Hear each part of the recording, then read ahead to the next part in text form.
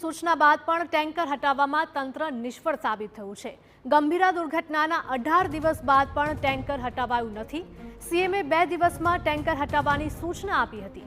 સીએમની સૂચનાના 72 કલાક બાદ પણ ટેન્કર હટાવવામાં તંત્ર નિષ્ફળ નીવડ્યું છે। વહીવટી તંત્ર વચ્ચે તાલમેલનો અભાવ હોવાની શક્યતાઓ છે। ગાંધીનગરની સિવિલ ડિઝાઇન વિભાગ બનાવશે પ્લાન, માર્ગ અને મકાન વિભાગ જ હટાવશે ટેન્કર।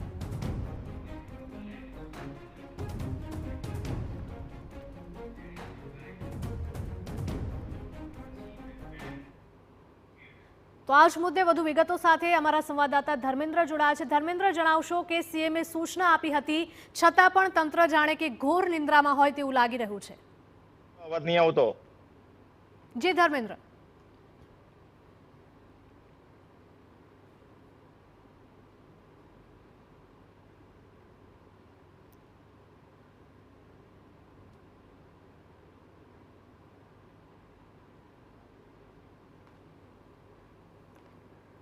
તો ગંભીરા બ્રિજની આ દુર્ઘટના કે જેના 18 દિવસ વીતી ચૂક્યા છે, સીએમ દ્વારા પણ સૂચના આપવામાં આવી છે કે ટેન્કર હટાવી લેવામાં આવે, પરંતુ હજુ ટેન્કર જેમ સૌથી શરમજનક બાબત એ છે કે વહીવટી તંત્ર દ્વારા જેટલા દાવાઓ કરવામાં આવ્યા તે તમામ દાવાઓ પોકળ સાબિત થયા છે।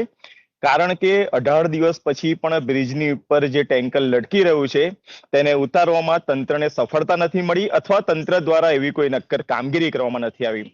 3 દિવસ પહેલા સરકાર દ્વારા આદેશ કરવામાં આવ્યો કે બ્રિજની ઉપર જે ટેન્કર છે તે કોઈ પણ રીતે 48 કલાકમાં હટાવી દેવામાં આવે।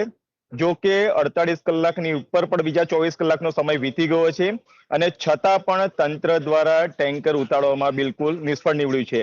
આજે સવારે જિલ્લા કલેક્ટર પ્રવીણ ચૌધરી સાથે ટેલિફોનિક વાત થઈ। તેમના દ્વારા જણાવવામાં આવ્યું કે ગાંધીનગરના માર્ગ અને મકાન વિભાગને સરકાર દ્વારા સૂચના આપવામાં આવી છે જે પણ ટેકનિકલ જે ક્ષતિઓ તેને દૂર કરી અને કઈ રીતે ટેન્કરને નીચે હટાવવું અથવા કઈ રીતે તેને પાછળ ખેંચવું, તમામ બાબતોનો હાલમાં ગાંધીનગરના માર્ગ મકાન વિભાગ દ્વારા અત્યારે અભ્યાસ ચાલી રહ્યો છે અને તેમના દ્વારા જ ટેન્કરને ઉતારવાની કાર્યવાહી થોડા દિવસોમાં કરવામાં આવશે। મહત્વની બાબત એ છે કે મુખ્યમંત્રીના કાર્યાલય તરફથી જે સૂચનાઓ તેઓને મળી છે, આણંદ કલેક્ટર અને વડોદરા કલેક્ટરે માર્ગ મકાન વિભાગ ગાંધીનગરને સહયોગ કરવાનો રહેશે અને તેમને કોઈ પણ પ્રકારના સાધન સામગ્રીની જરૂર પડે તો તે સાધન સામગ્રીની સહાયની જે કામગીરી છે તે આણંદ અને વડોદરા વહીવટી તંત્રએ કરવાની રહેશે। જો કે 18 દિવસ પછી પણ ટેન્કર નથી ઉતરી રહ્યું, તેના જ કારણે જે ટેન્કરનો માલિક છે તે પણ મીડિયાની અંદર નિવેદનો આપી રહ્યો છે।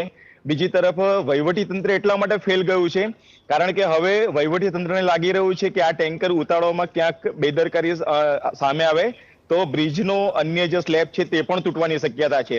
એટલે વહીવટી તંત્ર હવે સૂંઘીને આગળ વધી રહ્યું હોય તેવું લાગી રહ્યું છે। જો કે વહીવટી તંત્ર દ્વારા પહેલા જ તકેદારી લેવામાં આવી હોત, ભારે વાહનો પર પ્રતિબંધ ફરમાવી દેવામાં આવ્યો હોત તો કદાચ બ્રિજ દુર્ઘટના બની જ ન હોત। પરંતુ હવે જ્યારે તંત્રની બેદરકારીને કારણે આ પ્રકારની ઘટના બની છે, 21 લોકોએ જીવ ગુમાવ્યો છે। જો કે 18 દિવસ પછી પણ ટેન્કર કઈ રીતે ઉતારવું તેની મથામણમાં રાજ્યનું વહીવટી તંત્ર અત્યારે લાગેલું જોવા મળી રહ્યું છે। જી બિલકુલ ધર્મેન્દ્ર, માહિતી બદલ આપનો આભાર। તો સીએમની સૂચના બાદ પણ ટેન્કર હટાવવામાં તંત્ર નિષ્ફળ સાબિત થયું છે। ગંભીરા દુર્ઘટના થઈ તેના 18 દિવસ પણ વીતી ગયા છે, છતાં પણ ટેન્કર જ્યાં હતું ત્યાં જ અને તેવી જ સ્થિતિમાં જોવા મળી રહ્યું છે, જેને લઈને પણ અનેક સવાલો ઊભા થઈ રહ્યા છે। સીએમએ 2 દિવસમાં ટેન્કર હટાવવાની સૂચના પણ આપી હતી। સીએમની સૂચનાના 72 કલાક બાદ ટેન્કર હટાવવામાં તંત્ર નિષ્ફળ સાબિત થયું છે। વહીવટી તંત્ર વચ્ચે તાલમેલનો અભાવ હોવાની પણ શક્યતાઓ છે। ગાંધીનગરની સિવિલ ડિઝાઇન વિભાગ જ આ પ્લાન બનાવશે અને માર્ગ અને મકાન વિભાગ છે તે આ ટેન્કર હટાવવાની કામગીરી કરશે।